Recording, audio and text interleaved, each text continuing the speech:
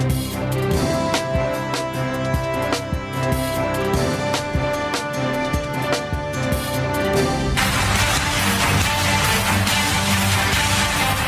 फैसला किया है कि जो हमारे हाई कमिश्नर हैं सुहेल महमूद साहब जो यहाँ आए हुए थे कंसल्टेशंस के लिए, हम उनको वापस दिल्ली लौटा दें। हमने करतारपुर के लिए 14 मार्च को हस्ब वादा जो तारीख तय हुई थी पिछली नशिस्त में, इंशाअल्लाह वो दिल्ली जाने के लिए तैयार है। हमने फैसला किया है, डायरेक्टर जनरल मिलिट्री ऑपरेशंस थे दोनों तरफ, वो हर हफ्ते मंगल के रोज आपस में उनका कांटेक्ट होता था और तबादला ख्याल होता था। पाकिस्तान उस कांटेक्ट को, उस तबादला ख्याल को बहाल करने के लिए तैयार है। खास तौर पर शुक्रिया अदा करना चाहूँगा सेक्रेटरी ऑफ स्टेट पॉम्पियो का।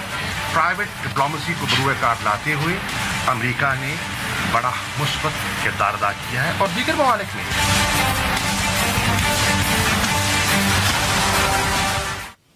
वेलकम टू न्यूज़ वाइज, मैं हूं आरिफा नूर। आज सबसे पहले हम बात करेंगे पाकिस्तान भारत के दरमियान जो कशीदगी है। फॉरेन मिनिस्टर शाह महमूद कुरैशी साहब ने एक इंटरव्यू दिया जिसमें उन्होंने कहा कि जो तनाव है दोनों ममालिक के दरमियान उसके अंदर कमी आ रही है। इस हवाले से पाकिस्तान ने कुछ स्टेप्स का भी ऐलान किया है जिससे ये इंडिकेशन मिलती है कि डी एस्केलेशन हो रही है। पाकिस्तान ने कहा है कि जो पाकिस्तान के हाई कमिश्नर थे दिल्ली में उनको वापस भेजा जाएगा। साथ में जो करतारपुर के हवाले से टॉक्स मार्च 14 के लिए स्केड्यूल हुई हैं उसके लिए पाकिस्तानी टीम भारत जा रही है। और उन्होंने ये भी जिक्र किया कि जो DGMOs की हफ्तावार राब्ता का सिलसिला है वो भी बहाल किया जाएगा। वज़ीर ख़ारजा ने अपने इंटरव्यू में इसका भी जिक्र किया कि आलमी दुनिया ने एक बहुत अहम किरदार अदा किया डी एस्केलेशन में पाकिस्तान और भारत के दरमियान। इस हवाले से उन्होंने ख़ास तौर से जिक्र किया अमेरिका का, मगर उन्होंने कहा कि रूस, चीन, तुर्की और सऊदी अरेबिया ने भी एक रोल प्ले किया है। मगर सचमुच अब क्या डी एस्केलेशन हो चुकी है? क्या अब हमें एक जो न्यूक्लियर कॉन्फ्रंटेशन का ख़तरा था और एस्केलेशन का ख़तरा था हमारे बॉर्डर्स के ऊपर, वो क्या मुकम्मल तौर पर ख़त्म हो चुका है? इस इशू पे बात करने के लिए साथ मौजूद हैं नजमुद्दीन शेख साहब जो साबिक सेक्रेटरी ख़ारजा हैं। Welcome to the show Sheikh साहब। जी शेख साहब, तो आपका क्या ख्याल है जो शाह महमूद कुरैशी साहब ने बात की है कि अब तनाव कम हो गया है और डी एस्केलेशन हो गई है? Do you think we need to stop worrying?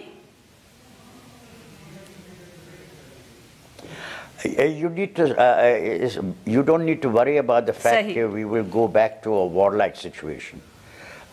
लेकिन एक हद तक तनाव रहेगा। लेकिन अगर आपकी समझौता एक्सप्रेस चल रही है, आपकी बस सर्विस जारी हो गई है, अगर आपकी सब्जियां वहाँ जा रही हैं, उनकी सब्जियां यहाँ आ रही हैं, और 14 मार्च को सबसे अहम कि 14 मार्च को करतारपुर के सिलसिले में आपकी टीम जा रही है और 28 मार्च को उनकी टीम आएगी, तो ये सब चीज़ें इस नौइयत की हैं जिससे इशारा ये मिलता है कि न सिर्फ पाकिस्तान लेकिन हिंदुस्तान ने भी ये समझा है, मोदी साहब के हिंदुस्तान ने समझा है कि इसको अब आगे शेख साहब इसी हवाले से, क्योंकि आपने करतारपुर की मीटिंग का जिक्र किया, तो जो खबर आ रही है इंडियन फॉरेन मिनिस्ट्री से वो ये है कि जो मीटिंग होगी करतारपुर के हवाले से वो अटारी वाघा के ऊपर होगी। ओरिजिनल प्लान जो था वो ये था कि वो दिल्ली के अंदर मीटिंग होगी। तो इससे क्या इंडिकेशन मिलता है? क्या भारत हमें ये मैसेज दे रहा है कि अभी भी कुछ ना कुछ तनाव है, और कैन वी से कि ये उन्होंने हमें स्नब करने की कोशिश की है? नहीं, देखिए, अभी आप ये याद रखिए कि मोदी साहब की अभी भी दिलचस्पी इसमें है कि आउटवर्डली कि जो चीज़ें नज़र आएँ उसमें ये लगे कि वो पाकिस्तान के साथ अभी किसी किस्म के समझौते की तरफ नहीं चलना चाहते। लेकिन सब्सटेंटिवली आप अटारी वाघा में करें, दिल्ली में करें, ये जो सिंबल्स हैं, ये सिंबल्स आप हिंदुस्तान ये वो मतलब कि डोमेस्टिक कंजम्पशन के लिए है, करने दीजिए। इट्स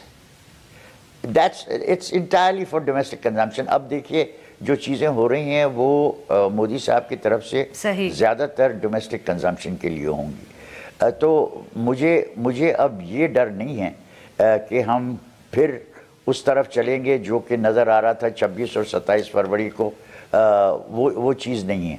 लेकिन ये हमें याद रखना है कि मोदी साहब जो हैं वो समझते हैं कि अभी اگر کانگریس ان کے پیچھے پڑ گئی ہے، اگر رافیل کے سلسلے میں ان پہ رشوت کے چارجز لگ رہے ہیں، اگر ان کی جو اکانومی سلو ڈاؤن کر رہی ہے، دیکھیے جو سلو ڈاؤن کر رہی ہے، میں تو ابھی تک بہت انویس ہوں کہ جب سلو ڈاؤن ہو رہی ہے تو اس کے بعد بھی ان کی 6% سے زیادہ گروتھ کا امکانات ہے.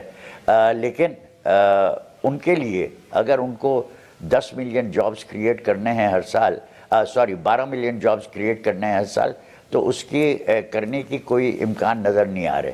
اگر وہ کہہ رہے ہیں کہ ہم کسانوں کو پیسے دیں گے تو وہ بھی ابھی تک پوری طرح سے ہوا نہیں ہے.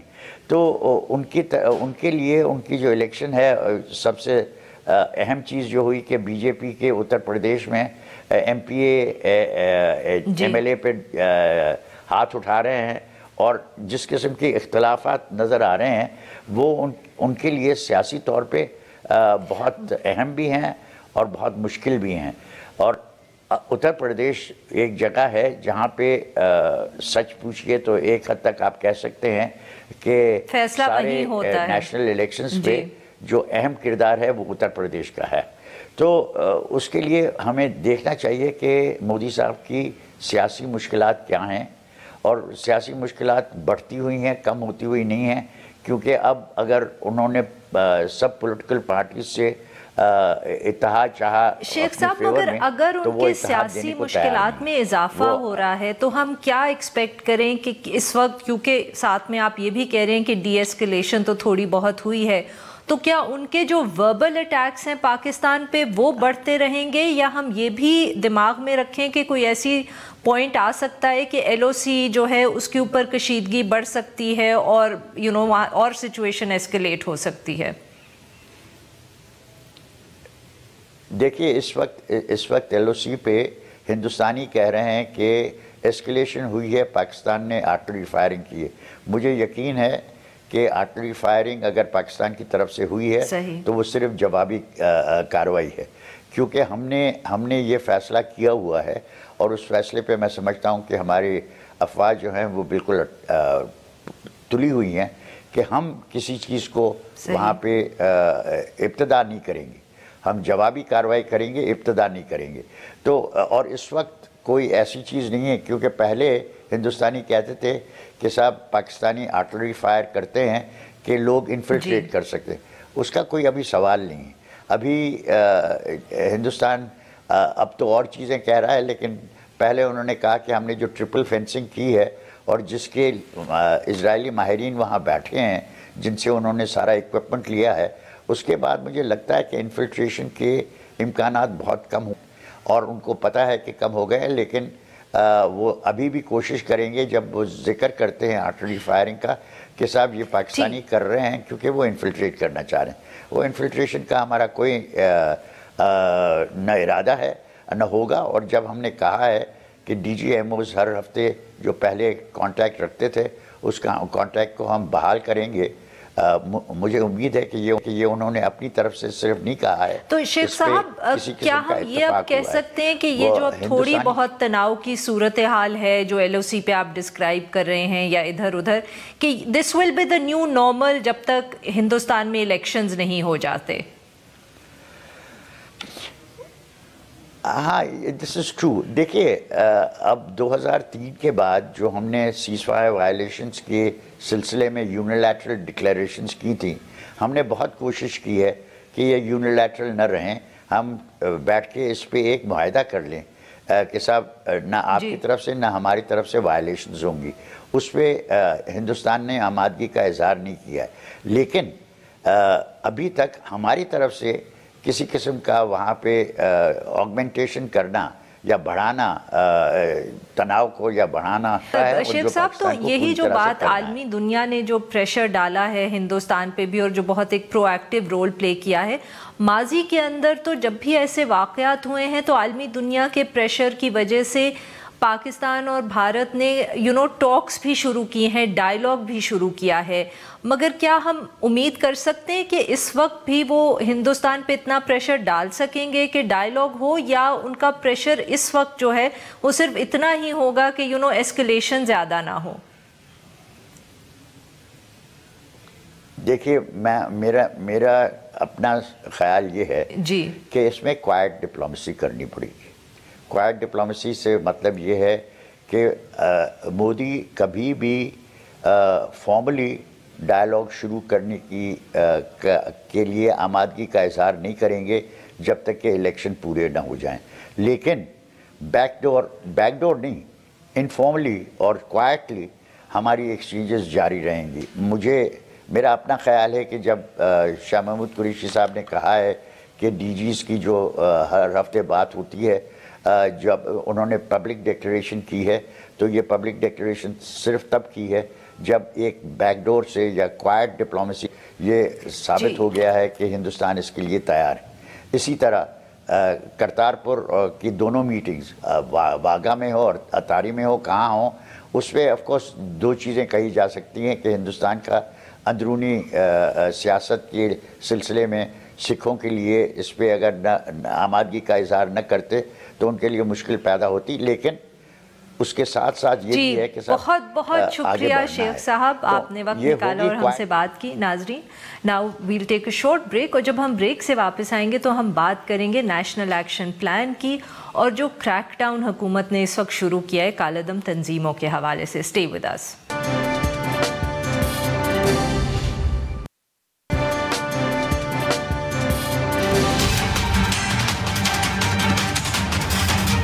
What happened to the National Action Plan, Mr. Speaker? What happened to combating hate speech and reforming our curriculum? What happened to action against banned organizations? What happened to combating terrorist financing and terror-related money laundering? And, Mr. Speaker, what the hell is mainstreaming? This is not the policy of the Parliament of Pakistan, and this should not be the policy of Pakistan. People of Pakistan will see the National Action Plan implemented in letter and spirit. Welcome back. اب ہم بات کریں گے national action plan کی اور حکومت نے جو اناؤنس کیا ہے نیا کریک ڈاؤن بینڈ آرگنائزیشن کے حوالے سے. گزشتہ دن حکومت نے نوٹیفیکیشن جاری کر دیا جس کے اندر انہوں نے جماعت الدعوہ اور فلاح انسانیت فاؤنڈیشن کو بھی بین کر دیا ہے. اور آج فیڈرل اور صوبائی حکومت نے اسلام آباد اور راولپنڈی کے اندر بینڈ آرگنائزیشنز کے جو مدرسے اور مساجد تھیں ان کو اپنے کنٹرول میں لے لیا. مگر حکومت کے اقدامات کے اوپر تنقید ابھی جاری ہے. بلاول بھٹو زرداری نے آج پارلیمنٹ میں سپیچ کی جس میں انہوں نے کہا کہ نیشنل ایکشن پلان پر ابھی تک عمل کیوں نہیں ہوا، اور ساتھ میں انہوں نے یہ بھی کہا کہ یہ جو پلان ہے کہ مین سٹریمنگ کی جائے گی بینڈ آرگنائزیشنز کی، یہ پارلیمنٹ کے ایجنڈے میں بالکل شامل نہیں ہے. مگر سوال پھر یہ اٹھتا ہے اور اس کا ہمیں جواب بھی لینا ہے کہ بار بار ہم نیشنل ایکشن پلان کو کیوں اناؤنس کرتے ہیں اور وعدہ کرتے ہیں کہ ہم اس کو امپلیمنٹ کریں گے، کیوں بار بار ہمیں بینڈ آرگنائزیشنز کو دوبارہ بین کرنا پڑتا ہے. اس ایشو پہ بات کرنے کے لیے ہمارے ساتھ موجود ہیں خواجہ خالد فاروق جو سابق نیکٹا کے سربراہ ہیں. ویلکم ٹو دا شو خواجہ صاحب. Thank you. خالد صاحب، تو یہ ہمیں بتائیں کہ آخر مسائل بیسک کیا ہیں کہ ہم نیب کے اوپر ابھی تک امپلیمنٹ نہیں کر پائے اور ہر کچھ مہینے یا سال کے بعد جو بھی پاور میں ہوتا ہے وہ کہتا ہے کہ اب ہم اس کو امپلیمنٹ کریں گے. آخر سٹمبلنگ بلاکس کیا ہیں؟ بنیادی وجہ ہے کہ یہ جتنے بھی یہ ایکشن ہوتے ہیں، پلانز ہوتے ہیں، اس میں سب سے زیادہ جو امپورٹنٹ چیز ہے وہ پولیٹیکل ول کی ضرورت ہے. جب پولیٹیکل ول وہاں موجود نہ ہو تو نیچرلی جو ہے وہ اس میں آپ کو وہ پرفارمنس یا رزلٹ نہیں آتے جو ہونے چاہیے. اس میں ہمارے یہ مسئلہ جو پہلے رہا ہے کہ اس میں کچھ جب یہ پشاور میں بچوں اے پی ایس کا جو تھا آرمی پبلک اسکول پہ انسیڈنٹ ہوا تو اس وقت سچویشن ایسی تھی اور آرمی بھی واز ویری کین اور جنرل رحیل صاحب آرمی چیف تھے کہ جی اس کو فوری طور پہ اس میں we must do something اور آن اے ٹاپ پرائرٹی. اس میں جو تھے relevant people they sat together اور انہوں نے پھر 20 پوائنٹس کا یہ national action plan chalk out کیا. بیسیکلی وہ پلان نہیں ہے، وہ پوائنٹس ہیں، 20 پوائنٹس ہیں. پلان کے لیے ایک پوائنٹ جو اس پہ ہے اس کے لیے ایک سیپریٹ ڈیٹیلڈ پروگرام ہونا چاہیے کہ اس کو کیا مثلا مدارس کا ایشو ہے تو اس میں پھر مدارس کا وہ ایک پوائنٹ ہے، اس کے لیے پلان الگ تیار ہونا چاہیے. اس کے ساتھ پھر آپ کو پولیٹیکل ول کنسرن پارٹیز کی بھی ہونی چاہیے. ہماری پرابلم یہ ہے کہ مثلا مدارس کے ریفارم کو ون آف دا پوائنٹ تھا. جب اس پہ شروع ہوا تو پھر اس پہ ریاکشن ہماری جو مذہبی جماعتیں ہیں ان کی طرف سے ریاکشن آیا, اور ان کے جو تھے اپنی سپریمیسی اور اس میں ان کو تکلیف تھی کہ اسٹیٹ بہت زیادہ مانیٹرنگ کیسے کرے گی, اسیسمنٹ کرے گی آپ کو ہر چیز. تو وہ اس میں اور بڑی ایشوز تھے. بہرحال مختصر یہاں آپ کو ریزسٹنس محسوس ہوئی, لیکن اس میں کئی چیزیں کی گئی. مدارس کے ریفارم کے ایشو سے تو بیک اینڈ فورتھ بھی بہت ہوتا رہا. پہلے فیڈرل حکومت جو تھی وہی فیصلہ کرتی رہی کہ یہ ریلیجس افیئرز کی منسٹری دیکھے گی یا کوئی اور دیکھے گی. اس کے بعد وہ یہ سوچتے رہ گئے کہ پروونشل حکومتوں کو دیکھنا چاہیے, فیڈرل کو دیکھنا چاہیے. تو یہ جو بیک اینڈ فورتھ تھا, اگر میں آپ کی بات کو صحیح سمجھ سکی ہوں تو وہ یہ اسی لیے ہوا کیونکہ پولیٹیکل ول نہیں تھی. جی ہاں, وہ اس میں دیکھیں یہ تو ٹیکنیکل ایشو ہے کہ جو پروونسز کا کام ہے, پروونس اور نیشنل فیڈرل گورنمنٹ دونوں کا یہ ایشو ہے. ایک پالیسی تو نیشنل لیول پہ بننی ہے تو پھر اس کو پروونس نے اڈاپٹ کرنا ہے, اس کو امپلیمنٹ تو پریکٹیکلی تو صوبوں نے کرنا ہے. میں اسی طرح سے اس میں دوسرے پوائنٹ سے اس میں ایک آخر میں پوائنٹ تھا جو کہ ٹاپ پرائرٹی ہونی چاہیے تھی, وہ تھا فیلئر جو ہمارا کرمنل جسٹس سسٹم کو انہوں نے مینشن کیا تھا کہ امپروو کرنا ہے. اس کے حوالے سے اگر آپ فالو اپ دیکھیں تو وہ ہارڈلی آپ کو کوئی کرمنل جسٹس سسٹم میں کوئی ایفرٹ نظر آتی ہے اس کو امپروو کرنے کے لیے, ود دا رزلٹ کہ پھر ملٹری نے پھر ڈیمانڈ کی کہ جی آپ اسپیشل ملٹری کورٹس کو دوبارہ ایکسٹینشن دوبارہ کی. وہ وجہ کیا ہے کہ اس میں آپ انٹرویننگ پیریڈ دیکھیں 2014 سے جب نیشنل ایکشن پلان بنا, اور اس کے بعد آج 2019 سے 5 سال میں کرمنل جسٹس سسٹم کو بہتر کرنے کے لیے کیا ایفرٹس ہوئی ہیں. ہارڈلی کوئی ایفرٹس کی گئی ہیں, اور اس میں ویسٹڈ گروپس آ جاتے ہیں, ڈپارٹمنٹل انٹرسٹ آتے ہیں, پولیٹیکل پارٹیز کا بیل نہیں آتی. تو حالانکہ اس پہ تو سپریم کورٹ نے ہمارا بڑا نوٹس لیا اور انہوں نے بھی اس کو کہا جی کیا جائے. تو یہ ہماری جو نا یہ جو جہاں تک آرمی کا تعلق ہے ان کا تو بیسیکلی کائنیٹک میئر تھے وزیرستان میں اور اس ایکس فاٹا ایریا میں, انہوں نے آپریشن کیے, کافی حد تک نارمل سی بھی لے آئے. پروونشل گورنمنٹس کا جو ہے وہ اب اس میں جو پولیٹیکل گورنمنٹس کو اس کے ایشوز اور بھی ہیں کہ اس میں صحیح. جی خواجہ صاحب, یہاں ہمیں ایک چھوٹا سا بریک لینا ہوگا. ناظرین, خواجہ صاحب کی گفتگو جاری رہے گی but after a short break. Stay with اس.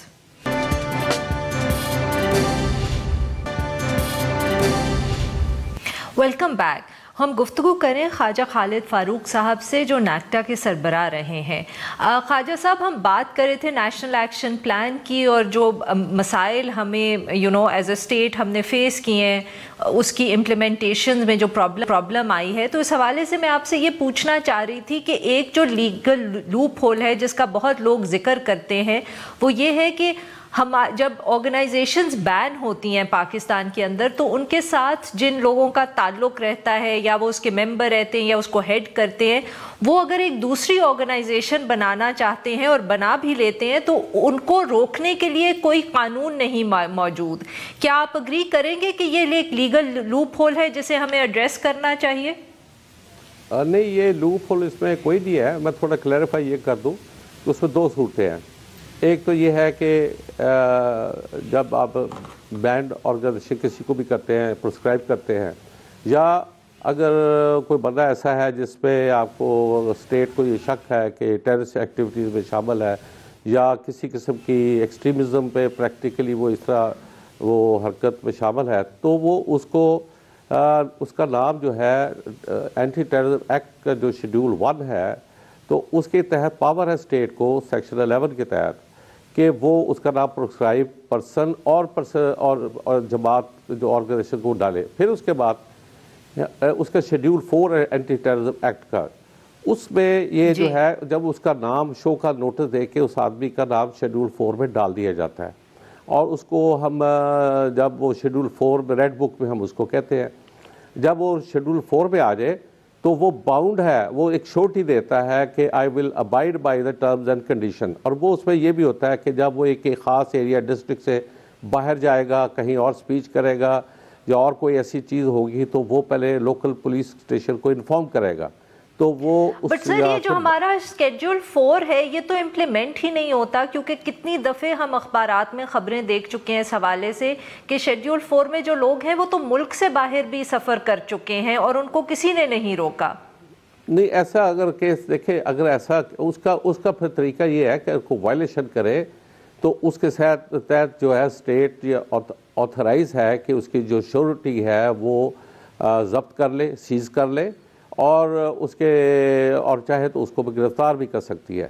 تو یہ تو پھر آپریشنل بات کر رہے ہیں آپ کے جی کہاں امپلیمنٹیشن میں کوئی خامیاں ہیں، تو that needs to be attended to, address to, کہ جی اس میں جہاں اگر کوئی ایسی وائلیشن ہے، ورنہ لیگلی وہ پاور موجود ہے اس کی انفورسمنٹ کے میں اگر کہیں پرابلم ہے، کوئی بھی ریزنز ہو سکتا ہے، تو اس کو تو امپلیمنٹ ہونا چاہیے، ورنہ یہ اپ ڈیٹڈ ہوا ہے۔ پہلے جو 1997 میں اینٹی ٹیررزم ایکٹ آیا تھا اس سے سچویشن اور تھی، پر اس کے ساتھ وقت کے ساتھ اسکوپ بڑھایا گیا، اسی طرح لوپ ہولز آئے، اس کو ایکسپینڈ کیا گیا، تو اس میں شیڈول 4 میں کافی اسٹرکٹ اس میں کنڈیشنز ہوتی ہیں، اس کے خلاف جو ہے اسٹیٹ پروسیڈ کر سکتی ہے، پروسیکیوٹ اس کو کر سکتی ہے۔ سر یہاں اور بھی جو سوال کھڑا ہوتا ہے وہ اس حوالے سے ہوتا ہے کہ یہ جو ہم نے پریونٹیو کسٹڈی میں کچھ لوگوں کو لیا ہے پچھلے کچھ دنوں کے اندر، تو اگر ہم ان کے خلاف ریاست کوئی کیس اگر نہیں رجسٹر کرتی، کوئی ایف آئی آر نہیں کاٹتی، تو ایونچولی یہ لوگ کورٹ چلے جائیں گے اور یہ وہاں سے اپنی رہائی کا بندوبست کر لیں گے۔ یہ بھی ایک لیگل لوپ ہول آپ اس کو کہیں گے، یا ہم ریاست کی جو امپلیمنٹیشن ہے لا اس کی کمزوری ہے؟ کیونکہ یہ ایک ٹرم میجر نہیں ہے، یہ ایک دم نظر آتا ہے کہ ہم نے اٹھا لیا ہے کچھ لوگوں کو، مگر جب تک ان کے خلاف کسی قسم کی کارروائی قانونی نہیں ہوگی، یہ کتنی دیر پریونٹیو کسٹڈی میں ہم رکھ سکیں گے؟ اور کورٹس بھی جو ہیں وہ اس کو اچھا نہیں سمجھتے۔ ہاں، یہ بات درست ہے، کیونکہ after all ultimately for life تو کسی کو آپ ڈیٹین نہیں کر سکتے یا جیل میں نہیں رکھ سکتے، وہ اس کی لمٹ ہے، اینڈ اس کے بعد وہ ایویڈنس ڈیفینیٹلی وہ مطلب کورٹ میں چلے جاتے ہیں، اور اس میں جب اگر سفیشینٹ ایویڈنس نہ ہو ان کے کیس رجسٹر کر کے ان کو پروسیکیوٹ کر کے سزا دلانے میں، تو پھر آبویسلی کورٹ الٹیمیٹلی ان کو ریلیز کر دیتی ہے۔ اب اس طرح کی صورتحال میں اس میں ہمیں دراصل دو قسم کے ایشوز آ جاتے ہیں۔ ایک جو ہے وہ ایسے ملیٹنٹ آرگنائزیشن جو پاکستان میں کام کرتی ہیں، جو پاکستان میں جب آتے ہیں تو کوئی انسیڈنٹ جو اکر کرتے ہیں، کسی کرمنل ایکٹیویٹی میں انوالو ہوتے ہیں، تو اس میں ایویڈنس آپ کو مل جاتی ہے۔ جب انٹرنیشنلی کہیں اور جا کے پراکسی وار اگر کرے تو اس میں آبویسلی پھر آپ کو ہے کہ وہ ایویڈنس آپ کو اس ملک نے دینی ہے، کیونکہ لوکلی اس کی بیس پہ جہاں کوئی انسیڈنٹ ہو، پھر آپ اس کو کنیکٹ کرتے ہیں، وہ جو کہ ویری ڈیفیکلٹ پروسیس کہ جی اس کو کنیکٹ کر کے پھر آپ اس کو انالیسس کر کے پروو کرتے ہیں کہ جی واقعی اس کی جو کسی انسیڈنٹ میں انوالو رہا ہے، تو اس کے لیے پھر آپ کو جوائنٹ جو ہے نا ایک ایکشن پروگرام بنانا پڑتا ہے اس ریلیونٹ ملک کے ساتھ کہ وہ سفیشینٹ آپ کو ایویڈنس دے، اور آپ اس کے حوالے سے مزید اپنا لوکل اگر اس کی کوئی انوالومنٹ ہے اگر کسی گروپ کی، تو اس کو بھی کلیکٹ کرے، ایویڈنس کو کنیکٹ کرے، اور سرکمسٹانشیل ایویڈنس جو بھی وٹ ایور جو آپ کو اویلیبل ہو اس کی بیس پہ پھر آپ اس کو پروسیکیوٹ کر سکتے ہیں جس میں چانس ہوں، ورنہ ادروائز تو بات اب کی درست ہے کہ اگر جو پاکستان میں نہیں آپریٹ کرتے تو باہر کہیں کرتے ہیں، تو اگر آپ کے پاس ایویڈنس نہیں آئے گی ادھر سے تو پھر مشکل ہو جاتا ہے، اور یہی ایک ریزن ہے کیونکہ اس میں ہمارے ملک میں کئی قسم کے گروپس ہیں۔ ایک جو ہے ٹریڈیشنل کنونشنل گروپس ہیں لائک لشکر طیبہ، آباد میں پھر وہ گورنمنٹ نے بین لگا دیا ہے، وہ ری انکارنیشن ہو گئی وہ اس طرح ہے، کیونکہ یہاں تو پاکستان میں تو ساری جو ایکٹیویٹی وہ اکارڈنگ ٹو لا ویلفیئر کی بلکہ کر رہے ہیں، ان کی سروسز بلکہ آپ کو یاد ہوگا کہ جب آزاد کشمیر میں سر یہی تو مسئلہ ہے کہ ان کی وجہ سے ہمارے لیے ریاست کے لیے انٹرنیشنلی بہت مسائل کھڑے ہو جاتے ہیں، اس لیے وی ہیو ٹو، یہ جو نی جرک ہم ریاکشن لیتے ہیں اس کو فالو اپ کرنے کے لیے بھی ہمیں کچھ کرنا پڑے گا نا، کیونکہ انٹرنیشنلی مسائل کھڑے ہو جاتے ہیں ہمارے لیے۔ دیکھیں کئی ایسے گروپ ہیں جو پاکستان کے بھی خلاف وہ انڈیپینڈنٹ ہیں، اسی لیے پرابلم ہوئی تھی کہ جب یہ جنرل مشرف نے جیش محمد پہ بیان لگایا تھا 2002 میں، پھر ان کی لائف پر بھی اٹیمپٹ کیے گئے، اور پھر وہ آپ کے کئی ایسے اور آرگنائزیشن جو آپ کا اسٹیٹ کا کوئی تعلق نہیں ان سے، وہ انڈیپینڈنٹلی لنک ان کے پرسپیکٹیو ڈیفرنٹ ہے، کسی کا گلوبل اسلامک اسٹیٹ بنانے کا پلان ہے، جو آپ کے ملک کو مانتے ہی نہیں ہیں, گلوبلی کرتے ہیں, کچھ کہتے ہیں نہیں جی اسلام کا ہم نے کوئی انٹرنلی نہیں کرتے. تو یہ ایک ڈیفیکلٹ ایریا ہے انویسٹیگیشن کے اینگل سے ڈیفینیٹلی جو ہے. لیکن آبویسلی میں یہ سمجھتا ہوں کہ جس طرح اسٹیٹ ہماری اب ایکشن لے رہی ہے, جس طرح پرائم منسٹر نے بھی نریٹ کیا ہے, آرمی چیف نے بلکہ اس میں I would definitely point out کہ ایک پیراڈائم شفٹ جو ہے ہماری, آئی پرسنلی بلیو کہ ہماری ملٹری میں بھی پیدا ہو رہا ہے, اینڈ دے فیل, اور پولیٹیکل گورنمنٹس میں بھی ہے کہ and they are on the same page کہ جی یہ ڈیمیج جیسے آپ نے فرمایا کہ پاکستان کو نقصان انٹرنیشنلی ایک امیج جو ہے وہ ڈیمیج ہو رہا ہے, اور اس میں کہیں اسٹیٹ کی شاید کوئی بیچ میں انوالومنٹ نہ بھی ہو, but still we get this bad image. تو اس کے لیے جو ہے وہ کوشش اب پہلی دفعہ پولیٹیکل ول نظر آ رہی ہے جس کی وجہ سے ہم امید کر سکتے ہیں کہ یہ جو مسائل ہیں ان کو آئندہ ہینڈل کر پائیں گے. جی بہت بہت شکریہ خواجہ صاحب, آپ نے وقت نکالا اور ہم سے بات کی. ناظرین now we'll take a short break, اور جب ہم بریک سے واپس آئیں گے تو ہم بات کریں گے چیف جسٹس آصف سعید کھوسہ صاحب کا جو ایجنڈا ہے کرمنل جوڈیشل سسٹم کے اندر ریفارم کا. اسٹے ود اس.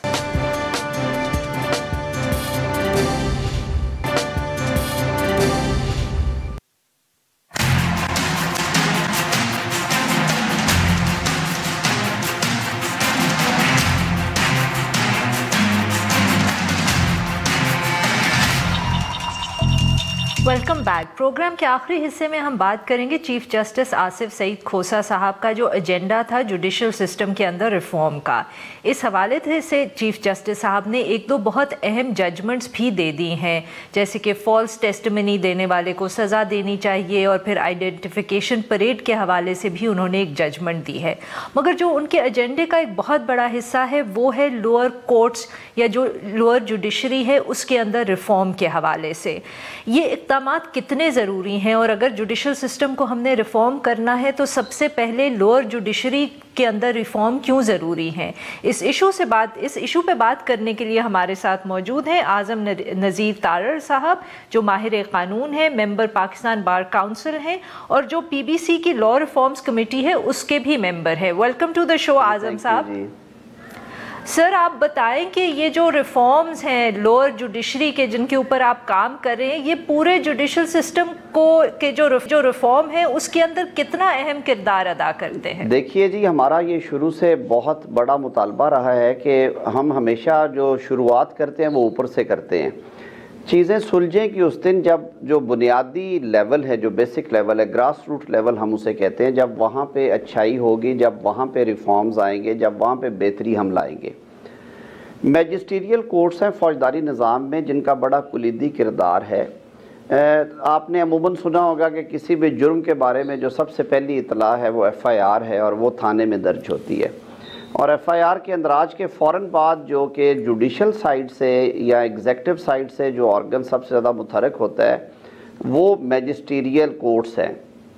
اب 1993 کے بعد سے جب سے جوڈیشری اور ایگزیکٹو کو ہم نے سیپریشن میں ڈالا تو میجسٹیریل کورٹس جو ہیں وہ کوازی جوڈیشل اور جوڈیشل فنکشن ڈسچارج کرتے ہیں. انفارچونیٹلی ہم نے ہمیشہ کوشش کی, جو بھی آئے صاحب انہوں نے ریفارمز شروع کی اوپر سے, لیکن بات یہ ہے کہ جب آپ کا بنیاد ہی ٹھیک نہیں ہے اور آپ جس پہ ڈھانچہ کھڑا کرنا چاہ رہے ہیں وہ بنیادیں اتنی کمزور ہیں کہ ڈھانچہ ان پہ کھڑا نہیں ہو سکتا, تو پھر وہ ساری ایکسرسائز فیوٹائل ہوگی. جی اعظم صاحب, اس حوالے سے بہت سارے جو وکیل ہیں وہ یہ بھی بات کرتے ہیں کہ اگر لوور جوڈیشری میں ٹریننگ بہتر ہو ججز کی بھی, اور جو وہاں وکیل ہوتے ہیں اور کیسز بہتر طریقے سے چلے تو بہت سارا جو ایک وہ پینڈنگ کیسز کا جو لوڈ ہے جو سپیریئر جوڈیشری پہ پڑتا ہے وہی ختم ہو جائے, کیونکہ بہت سے کیسز اوپر پہنچے ہی نہیں. کیا یہ صحیح ہے؟ 100% بات درست ہے, اور اس پہ ہم نے توجہ نہیں کی. جو انڈکشنز ہوتی ہیں لوور جوڈیشری میں وہ ہوتی تو ہیں کمپیٹیٹیو ایگزامینیشن کے ذریعے, لیکن they lack training. In like military اور بیوروکریسی, ان کی ٹریننگ کا نظام بڑا مربوط اور بہت ہی میں کہتا ہوں سسٹمیٹک ہے. ہمارے ہاں یہ نہیں ہے. دوسرا ہمارے ہاں کمی ہے ججز کی, اس کو پورا نہیں کیا جاتا, اور ایگزیکٹو کا فیلئر ہے اس حوالے سے. اور سب سے بڑی جو بات ہے میں سمجھتا ہوں کہ چیف جسٹس صاحب اس ریفارمز ایجنڈے کو اگر صحیح معنوں میں کامیاب کرنا چاہتے ہیں تو انہیں بار کو آن بورڈ کرنا پڑے گا. یہ بڑا ضروری کمپوننٹ ہے. جب تک لائرز جو ہیں وہ ویل ٹرینڈ اور ویل گرومڈ نہیں ہوں گے اور وہ اس پیس کے اوپر کام نہیں کریں گے جس پیس کے اوپر ججز آفٹر ٹریننگ کریں گے, تو پھر وہاں پہ ڈسکنیکٹ آ جائے گا.